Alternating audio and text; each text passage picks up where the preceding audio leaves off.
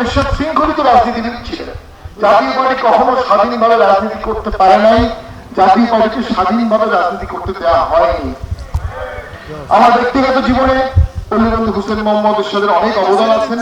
উনি আমাকে চারবার তার জীবদ্দশায় নমিনেশন দিয়েছিলেন এবং একটা পর্যায়ে উনি কোনো নমিনেশন বিক্রি করতেন না, শুধু বলতেন একটাই নমিনেশন সুন্দরগঞ্জে, শামীম হায়দার পাটোয়ারি।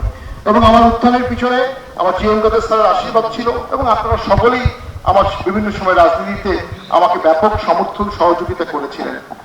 দেশ এক চরম ক্রান্তি লগ্নে আছে। এই ক্রান্তি লগ্নে জাতীয় পার্টি জনগণের রাজনীতি করছে, জিএম কাদের জনগণের রাজনীতি করছে, জিএম কাদের অন্তর্ভুক্তি রাজনীতির কথা বলছে।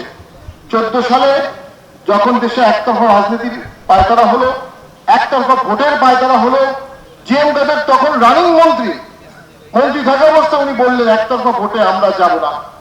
এরশাদ প্রত্যাহার করলেন, জিএম কাদের প্রত্যাহার করলেন, আমি প্রত্যাহার করলাম, আমাদের 270 জন প্রার্থী প্রত্যাহার করলো। বাংলাদেশের সমসাময়িক ইতিহাসে অন্তর্ভুক্তিমূলক গণতন্ত্রের জন্য, দেশের মানুষের জন্য এত বড় দুঃসাহস আর কেউ দেখিয়েছে বলে আমার মনে হয় না। সে সময় এরশাদের ফাঁসি হতে পারত, সে সময় জিএম কাদের ফাঁসি হতে পারত। ওরা দেশের স্বার্থে ওই সময় সঠিক সিদ্ধান্ত নিয়েছিলেন, তবে নানা কারণে সিদ্ধান্তটি পুরোপুরি বাস্তবায়ন হয়নি।